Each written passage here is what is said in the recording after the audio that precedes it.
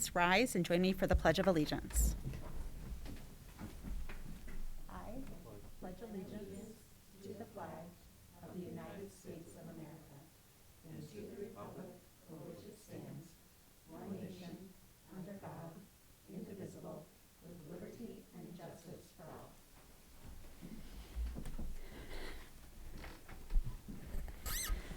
First, before we get started, I wanted to say that Dr. McLaughlin won't be with us tonight, and he is excused. Number 2 on the agenda is a warm welcome for our student representative, Caitlin Vadney. There we go. Welcome. We're very excited to have a student voice at the table, and thank you very much for joining us. Welcome. Next up, number 3, is the guidelines for public participation. Even though we are back in person here in the Matthew Thornton room, for our school board meetings, we understand that many community members may not feel comfortable coming here in person. Therefore, we are allowing public comments to continue to be sent in an email, at least for the foreseeable future. To do this, you may send an email to publiccomment@sau26.org. Again, that email address is comment@sau26.org. We do require your name and address for the record on such documentation. Based on the amount of information that we received tonight, our goal is to always read off verbatim the comments as we receive them. If the comments become too heavy in volume, we would just have to not read public comments into the testimony. It's really an all or nothing proposition. Regardless, we will put all public comments in our minutes for tonight's meeting, but we would not be able to read them all tonight if we can't read all of them. Up until just recently, that had never happened, but it had happened once. I just want to address it up front in case we find ourselves in that situation. Public participation. I have one email.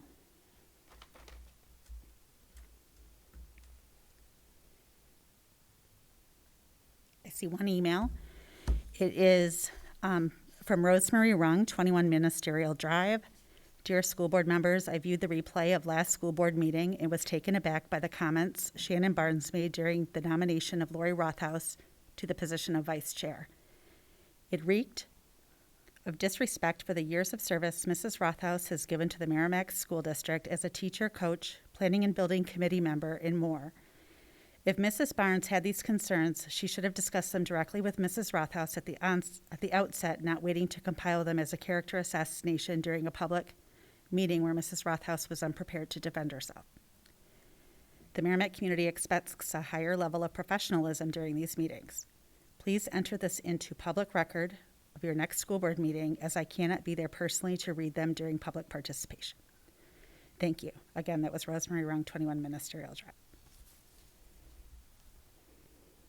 You see, I'll double check. I don't see any others. Moving on to number 3, which is the preliminary information on high school graduation and end of year activities. I'm going to turn it over to John Fabrizio. Thank you very much, everyone. At tonight's board meeting, we have Principal Sharon Putney and Assistant Principal Peter Bergeron here to come give us a preliminary update on the high school graduation and end-of-year activities. At the request, this discussion comes a little bit earlier than most years, but we have started our planning, and Sharon and Peter here tonight to just set a little bit of forecasting for what will happen at our next meeting on May 17th. At that meeting on May 17th, we'll go into much more detail and invite committee members in the organizational team. So for tonight, though, Pete and Rich, please.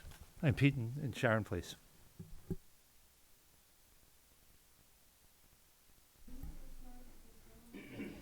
Yeah, you may use that.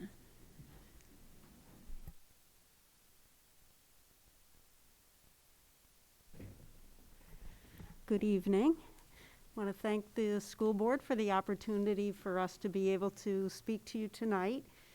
This feels like a preview of upcoming attractions more than a great deal of information which will be specific to certain activities.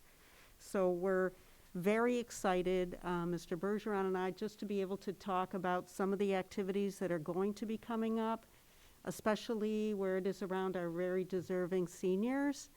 And so this is really the first time that some of the students will be able to hear information about what is coming up between now and the remainder of the school year. And we will be also sending something out to students tomorrow for those that, aren't able to hear this evening. We had three things in mind when we're thinking about activities, and especially senior activities and graduation. And those centered around, first of all, unity, because the seniors, it's very important to the senior class that they have some activities that could involve all of the seniors together. So they really want to come back and be unified as a class to end out the school year. So that's something that we really wanted to focus on. Something else is really just remembering about safety. So we have to keep that in the forefront of our minds still when we're planning activities between now and the end of the year. And the other piece of it is tradition. I think that the seniors really, from what I have heard, it's important to them that they maintain some kind of tradition that we've had at the high school for many years for other senior classes that have come through. So we tried to really focus on those three areas in order to really honor and celebrate the seniors this year. Mr. Bergeron's going to talk about some of those activities relative to the seniors specifically, but also there's some other activities that involve seniors and underclassmen as well. So I'm just going to turn it over to Mr. Bergeron to talk about some of those specific activities that we have coming up. I think this is up now. Do you want to sit here? Oh, sure. Yeah, You want to do that? Yeah, Okay. sure. Just carry it. Yeah. So last year for graduation, which, if you went to graduation, I know some of you were there, it looked vastly different, and we tried to celebrate the class of 2020 in a most positive way.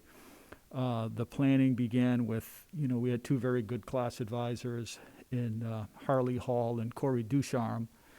Graduation is very much a community event where we bring the powers of, the Merrimack Fire Department, Merrimack Police Department, and many other groups together. And that was especially true last year. And graduation it lasted a long time last year. It went from like 9 o'clock in the morning.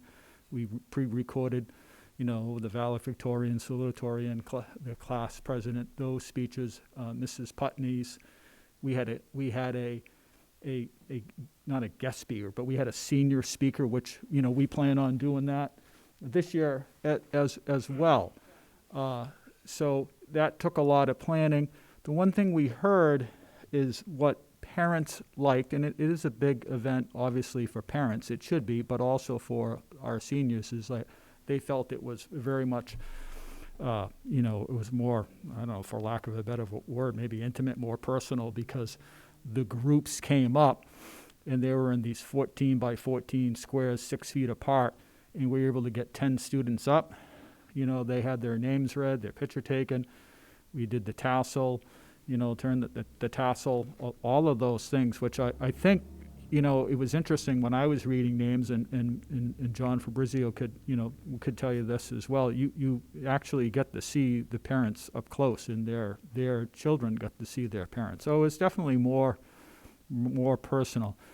I think what we lacked last year, and I know some families were not happy, but after some conversations with those families and those students, what it lacked was all the students being on the field together. So this year, one of the things that the seniors want is to be on the field. So we'll honor that, and and I know we're going to get into more of the details on the 17th, the next time this body meets, is that it will be like half the time. So but we still like to look at having those families on the field. Obviously the spacing can come down from 6 feet to 3 feet. The graduation setup will look more of a traditional setup. We'll use the bleachers, but we'll have the kids on the field, we'll have the families on the field. So we're working out all those logistics. We've been meeting every Monday. This Monday we'll invite some more groups. Merrimack TV will be involved. So, and once again, it becomes really a community event. It's often like when we do the mock DUI, which is slated, that was filmed this year. That was a great experience for the kids. That will be the 25th and 27th on a Tuesday and Thursday, because we'll split the groups up. Once again, we have to socially distance them in the gym and all. But it's a lot of just working out the details and all being patient with one another. We always have activities for the seniors. This year, like last year, some of those traditional events we're still not able to do, but we've added some, which we feel are some nice things. On the 14th of May, on a Friday evening, we're going to have a senior semi that will go from 6:30 to 9:30. We'll have music, and to serve food, we have some food trucks this year, which will be unique. The kids will go out and they'll have different food trucks. They get to pick from a vendor and they get to bring their meal back into the tent. We'll have a tent on the football field. It's a pretty good sized tent, but we'll socially distance the kids out. So that should be, a good evening for the the students. On the 20th, Thursday the 20th, we have the National Honor Society induction. That will be on Memorial Field. The students who are in National Honor Society felt that would be appropriate to have it on the field. There is no rain date. If it does rain, we'll have it inside, and parents will be invited. And once again, there'll be more information on that, on keeping the numbers down. But that will be in the gymnasium. So we'll have a setup for the student memorial field. Hopefully the weather being such that we can enjoy it outside. If not, we'll have it inside that evening. On the 22nd, so last year a nice event that we had, and it was new, and this year we're going to continue it, is the senior sign distribution. So we'll have seniors that will get a personalized sign, and that will be placed in their yard, or if they live in a condo or a townhome, they'll put it in their window. And we'll have staff that will volunteer to do that, teachers. I will say, and I'd be remiss if I didn't mention this, that for graduation, if not for faculty, if not for paraeducators, if not for volunteers, we would have fell on our faces. I'll just say it, because from basically 9 to 3, 4 o'clock, we had a lot of help. And once again, I'll say it, it really takes a lot of workforce to get it accomplished. So thank God for them. So that will take place, the senior sign distribution on the 22nd. We'll start that about 1 o'clock in the afternoon. Awards night, we went back and forth if that was going to be virtual or not, because last year it was. This year it will be in person. We call it senior awards night, but it's also underclassmen as well. And we give out a lot of scholarships. The amount of money is pretty good. I think it's well over $100,000. I would have to verify that with Deb Barker, the director of school counseling. She's not here, but I'm pretty sure that's what the amount is. The last day for seniors is Friday, June 4th. Senior sign out is the 7th. We're going to have a movie night. That's what also the seniors had told their advisors. Our advisors this year are Allison Huckins and Lucas Woods. They're working with us. They met with us this morning, and they work well together. So the senior sign out once again on the 7th on a movie night, but they had told us that the kids wanted a movie night, so we pretty much got that in place as well. That will be on the football field. It's a screen that is large enough that it would accommodate at least 200 seniors, and that does not cost. They get to go to that. That's for free. I didn't mention the senior formal event.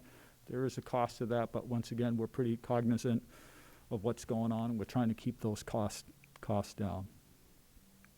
Senior Service Day, that typically was held in May, but we decided to bring that back. We weren't going to have it, but then we decided it would be a good idea to have it the week of the graduation week. And this year we plan on having all the students meet at Merrimack High School, clean up around Merrimack High School. I'm not saying Tom Tuso and his crew, they do a fabulous job, but we'll put some finishing touches on the area. That's Senior Service Day. And typically on Senior Service Day, the Legion always provides a barbecue for the kids, so we'll do that. We'll do that as well, but we're still talking about that. Cap and gown, that's on the 9th. And last year that was more an individual thing where we'd bring Harley Hall and Corey Duchamp would bring 10 kids in. And once again, we had a lot of help. They would bring 10 kids in. They would get their cap and gown. They would get it in the bag and some other items for them. And they would walk through the procedure for graduation. So, but we're going to bring back the regular graduation rehearsal. We'll be doing that. So the other thing, so with the cap and gown handout, we have the hawk walk. That's on Wednesday, not Friday. In the past, they've had it the day before, but the elementary folks they've been great. We've been working with them. That's a half day, so we want to have it. They wanted to have it on Wednesday, so we'll have it. Deb Belanger, who's one of our teachers, she's a math teacher. She's orchestrated that, and she's working with the elementary schools to have that. And then the kids will come back, and we'll have a class photo. Then on the 11th, that Friday, we'll have graduation practice on Student Memorial Field. And last year we put up trellises. We had 3 trellises rather than they were on Student Memorial Field. But last year we put them out in front of the school, and families could take pictures out there. So they can do that on Friday the 11th, and we'll send out information on that. And then on the 12th, graduation, and that will take place.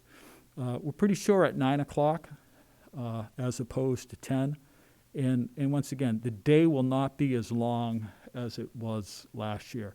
But I think a big thing that the seniors wanted, and I know last year it was disappointing, obviously, to us as for a number of seniors where they wanted to be together. So we just couldn't do that because of the state we are in as a state, as a nation, as a world. But we're in a much better place. So I think we'll be able to cut the amount of time down and bring more people together at one time. So that's what I have. So you'll get more detailed information. A lot of little details to work out, but we've got some good people working with us.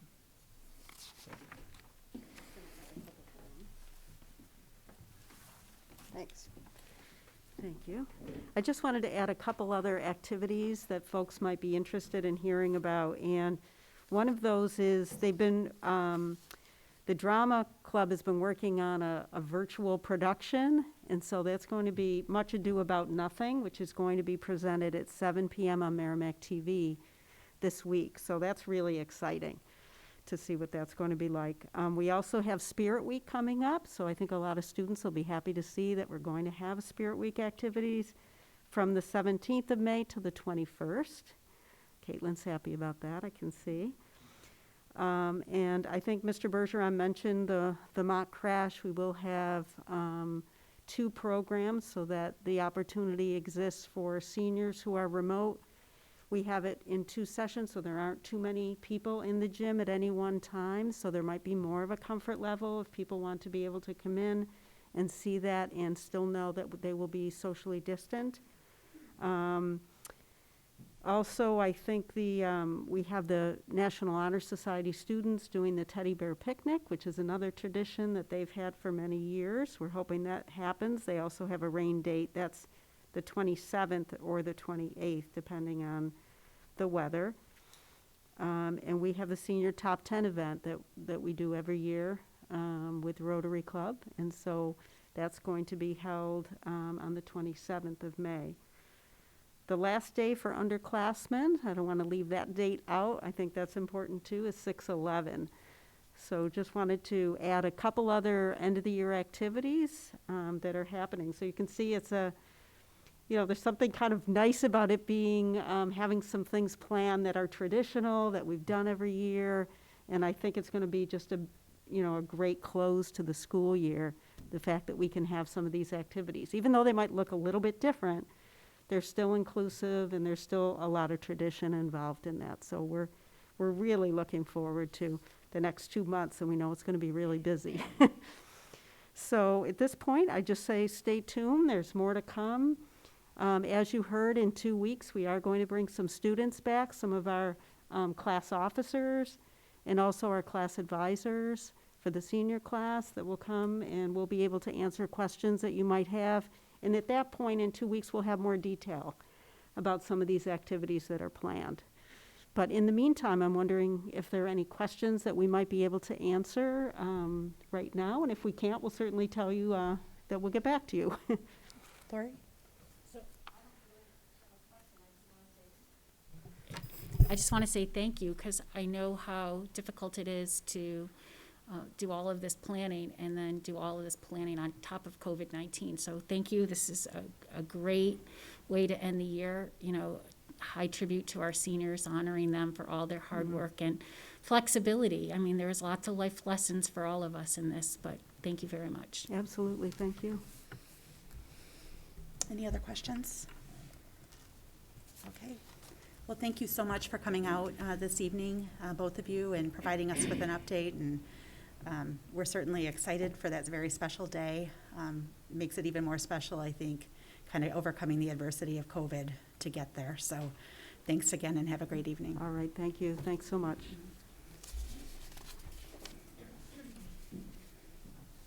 Okay, next up, I have item number 6, which is update on the superintendent search. The school board recently had presentations by 3 superintendent search companies. One was the New Hampshire School Board Association, Ray and Associates, McPherson, and Jacobson. These presentations were given to us on April 22nd in non-public session. The reason the presentations were in non-public session was so the school board could vet pros and cons with our comments without it affecting the business reputation potentially on public record. We did get a legal opinion regarding this. Having said this, and I believe the board, wants to be as transparent as possible with the public, and this is the update and some information that we found out. The cost to conduct such a search would be approximately $20,000. Regardless of which firm was selected, they were all pretty much in the same ballpark. The timing appears that in order to do the search most efficiently, that it will take several months, and that the pool of candidates will be most optimal late fall and early 2022. The board and the Merrimack School District, along with the community, has 2 choices. Immediately begin the superintendent search, despite perhaps some timing concerns, or to appoint an interim superintendent and work through a superintendent search process in that manner. The New Hampshire School Board Association does provide support for interim candidates at no charge, just because we are a member of the organization. In addition, the other 2 firms will provide support in that area as well, if they should be chosen to support our efforts to fill our superintendent position. In addition, the board also heard a presentation from 2 Revolutions on April 22nd. 2 Revolutions is a company that works with forward-thinking school districts, community, and state partners to help them define and begin working towards their future of learning. The organization has worked with within many areas around the state, like Exeter, Manchester, as well as the Department of Education. They also support education efforts throughout the United States. If I got the pulse of the board correct, I believe that we would like to arrange to have this organization come to an upcoming board meeting in the near future to present publicly to our community. The idea is that we could potentially work with 2 Revolutions slightly ahead of the superintendent search to develop with the community a shared vision as we together embrace the opportunity for transformation. Board and Matt, please advise if I didn't state something correctly or if you have additional comments you would like to make. Essentially, the questions that I have that I would like to discuss is if the board wants to, any corrections, any comments you have regarding what I just stated. If we, as a board, would like to move forward with support from a search company, that's the first decision, if that's a choice we want to make. If so, well, then the second question I have is, do you as a board have enough information you need to make a decision if you want to move forward with a search company? Or do you want to see any of those search companies again, or would you like to see any other firms present? And 4, would you like another non-public meeting to finalize the decision, vet any pros and cons if we want to proceed with selecting a firm approach? So I will leave it there and open it up to any comments. Shannon. I think at this point, we need to have an agenda item that really talks about timelines, because July 1st, we will not have a superintendent. So I think that regardless of what plan we have. I think we need to have a finite timeline. The second about the Revolutions Company, I just want to disclose, I believe that they came to us, and you have a personal relationship with their founder, and that's how they came to us, correct? I do know their founder, and that is how I know of them. Yep. As well as the work that they've done throughout the state. Right. So again, Correct. just for transparency, but they did present, and I think we were all open to them presenting to the board at a future meeting.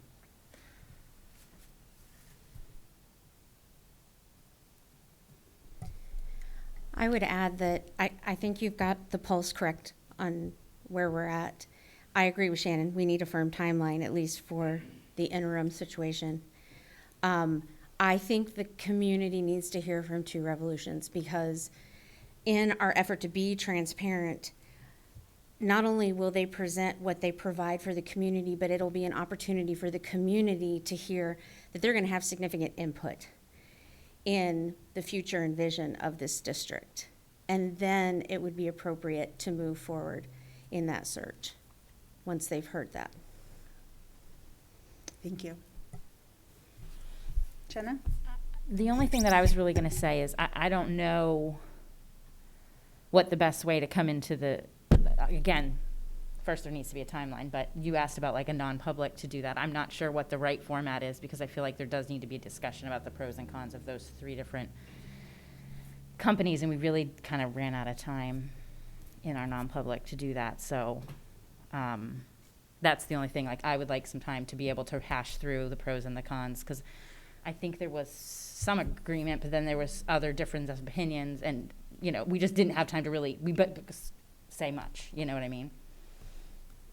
Is the board open to a non-public sometime in the next week or so, if I can find a mutually agreeable time, just to try to keep things moving? Yes. Okay. Yes.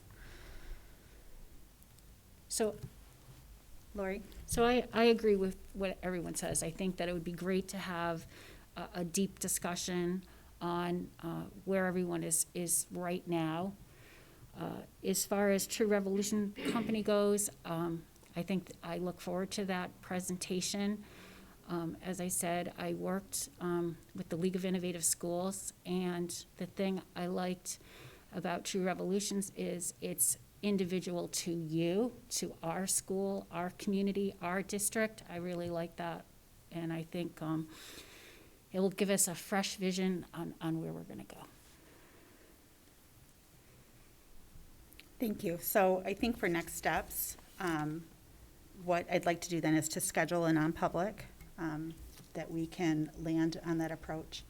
I think largely if we do decide on one of those companies, that may impact our timeline, because they may have different approaches of how they approach that timeline. So I would say if we move quickly to finalize our decision, I mean, if we choose, which we can, to not go with a search company, then we need to set our own timeline and work through that whole process. But if we do choose to go forward with one of those, I think we would work with them to establish that timeline, so we're not putting the cart ahead of the horse.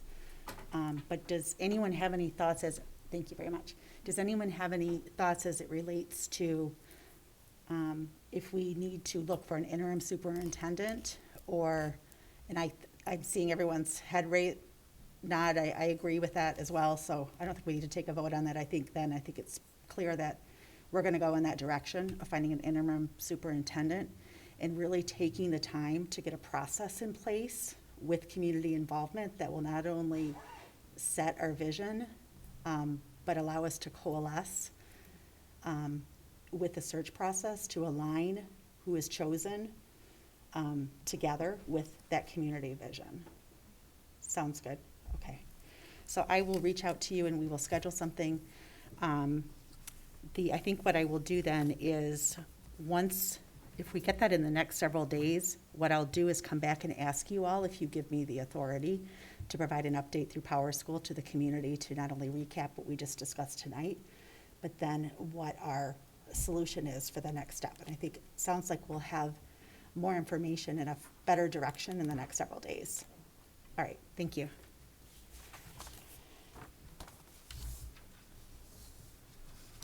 All right, the next item is the approval of the April 19th, 2021 minutes, and the April 22 non-public minutes, which I would like to pull.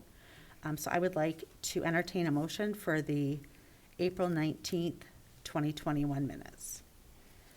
Made by Lori, second by Lori. Any comments? Anyone want to speak to the April 19th minute? I have one item. It's just a question for the board. Under number 2, under the school board reorg, it says it was a roll call vote. Do you recall it being a roll call vote for both of those items? I don't think it was a roll call vote, so I think that would be a correction that I would have. Let me see if there's any other motions that say, if there's any other motions in here that say roll call vote, then I would ask to have those corrected as well. Any other updates, comments? All right, all those that accept the April 19th minutes, please respond with aye. Aye.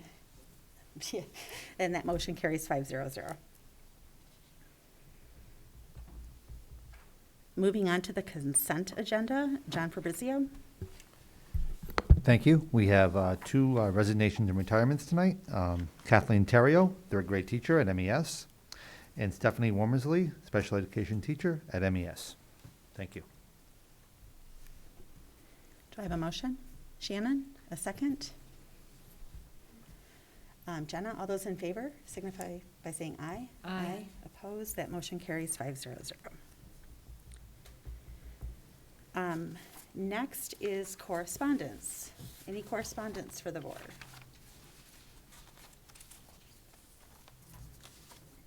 I have some.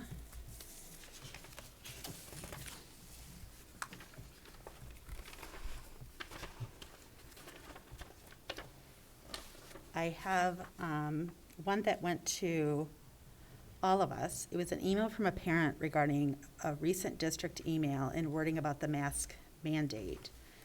I directed it to Dr. McLaughlin to respond. He responded that administration nor the board at this time is considering requiring students or staff to have vaccinations to attend school. I had one that just came to me, which was a parent with an athletic concern. We did speak on the phone, and I directed that parent to discuss her concerns with the coach in greater detail. There was another email that went to, I think it was Lori Rothaus, myself, Julie DeLuca, and Matt Chevenel.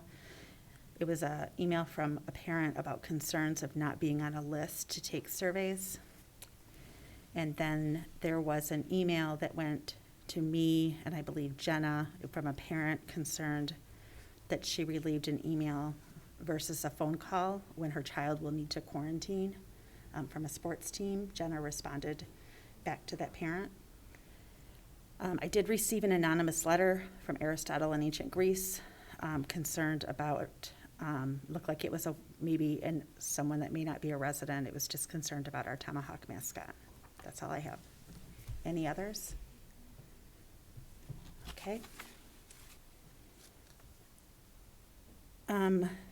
Comments. So I do have a note to that John Fabrizio has a comment. There was one item that was going to be on the agenda item, but you were going to mention it in comments, literally to just, again, further communication to the public regarding a recent email that went out. Sure, certainly. Thank you.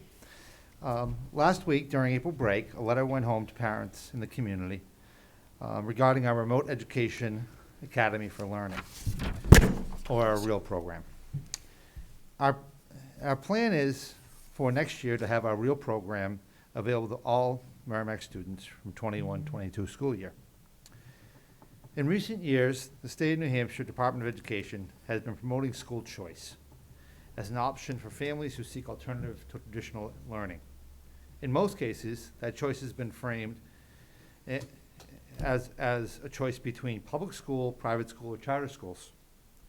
Well, in our partnership with our families here in Merrimack, our district wants to be partners and wants to be innovative.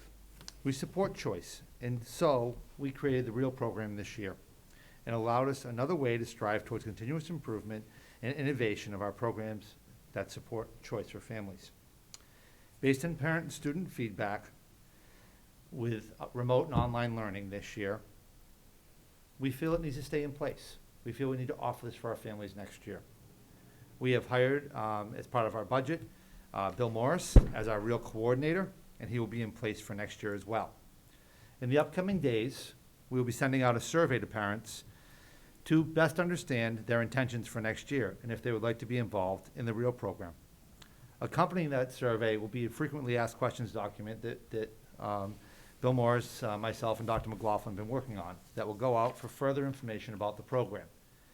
In addition to that, once parents receive the survey and the questions, if you have further questions, please email Bill Morris at william.morris@sau26.org. Thank you. Thanks, John. Any questions, Lori? And then Lori. So, John, I have some concerns about the continuing with the REAL program.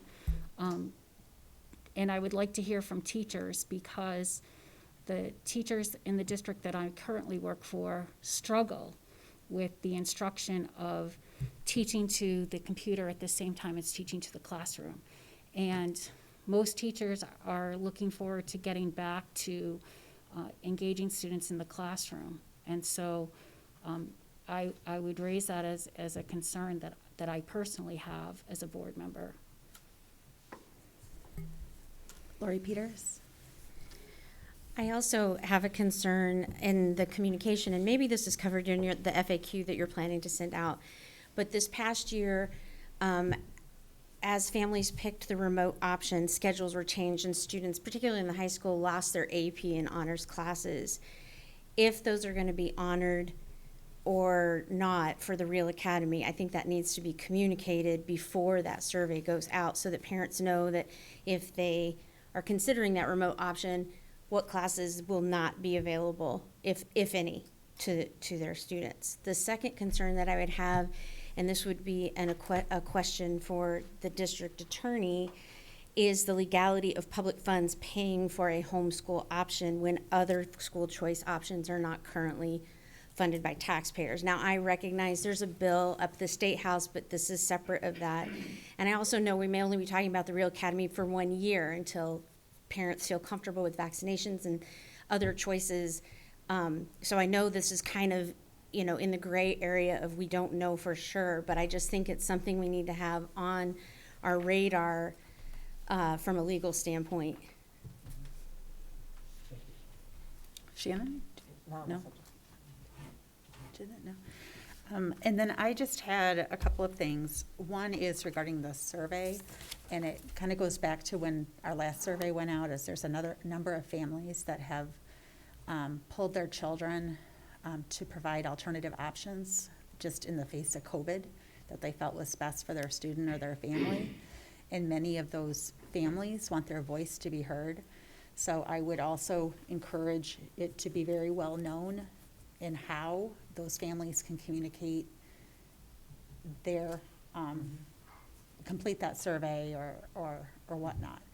And I think the last time we did it, I think there was something that went out, but I would just say to really put it in our, Merrimack School District, if we can find a way to figure out who those families are proactively, whatever we can do to make it easiest for those families. It Oh. is Yeah. a little challenging if you have a family that has withdrawn from the school district and they're not in Power School. See, because Power School is the center of the information highway, basically, that tells you in which bucket they're in. Are they in Thornton's? Are they in MES? Whatever. So if they're registered, then they have an email address, we have phone numbers, we have contact information. So when they leave us to homeschool, not Real Academy, because that's not being homeschooled, but to homeschool or a private institution, let's say they send to Bishop Girton, they're basically out of our active directory of people who we can message. So we'll have to they will have to contact us and say we want to be on the list, and we can create a custom list with their email in it. And at some point in time, they have to tell us when they're sick and tired of hearing from us. Because if they put a phone number in there, then they're gonna get, if we go back to traditional snow days at some point in time, they're gonna hear me at 4:30 in the morning. And if they're not going to the school district, I don't think they wanna hear me at 4:30 in the morning, as entertaining as some of my messages can be, so. All right, John? What we could do is, again, we've done this in the past too, we've provided it up on our Facebook page and said, if you would like a survey, please contact with a number. And we can certainly do the same thing, put someone in charge of doing that, where they contact them and directly send them a survey. And we've done that before with other surveys we've done, and we can do an outreach that way. That's probably our best avenue to get it out to the public and saying the survey's available to you if you're no longer in our district. Okay, here's a couple ideas I have regarding that. One is maybe we could get the word out, I'm throwing this out there, so maybe we could get the word out to contact the administrator of the school that your child would be attending. That way you get a kind of a pulse of where those students are and what cohort, I guess, for lack of a better word, that they're in. And another thing could also be on the survey we send to the broader community. We could say, if you know a family that has elected, we will take survey results, encourage them to contact the administrator of their child's school, something to that effect. That's just a couple ideas. No, it's my understanding you want some way to verify that they have in the past been associated with the Merrimack School District. They live in town, they're taxpayers. They have the rights to go to the Merrimack School District. You just don't want to place it out on Facebook saying, here's the link, and on the honor system, take the survey.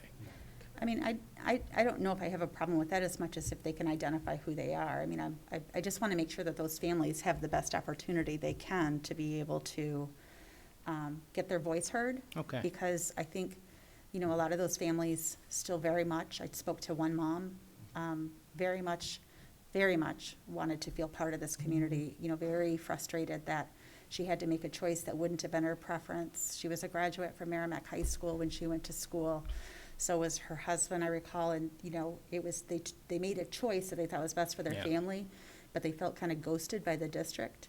And, there's families out there that just want their voice to be heard because they're planning particularly on having their kids come Let back. me say one last thing before John goes. Yeah, like I said. sure, Matt. If we could go back to the office, bat this around a little bit with 3 or 4 key people who are in charge of this to find the best way to accomplish what you want to accomplish, I think we could have a solution for you. Go Okay. ahead, John, I'm sorry. That works for me. Everyone else good with that? Okay. So Oh, John. I would just say that what you just mentioned there about those families that are looking for an alternative and looking for something different and looking for choice, that's the whole premise behind what I presented tonight. And to say that that's really what we're hoping for, is to find families that maybe the 6.5 hour full day in school in the brick and mortar building wasn't effective for them. And we're trying to offer and be flexible around choice to offer more things to some families. Thank you. Jenna? I just wanted to say one thing. I definitely think social media is the way to get the word out about whatever direction we decide to do about that, but it can't be a one and done thing. Because if you put it out there one day and you check the box and say, we've got it, we're done, we've let people know, it's not enough. If you're not on social media that day, it gets buried. So, if we can maybe over the course of, every couple days or every 3 days over the course of the time it's open or the period of time is open, make sure we're, asking people to get the word out there, to talk to their friends that they know that have left the district, to make sure they know this option was open.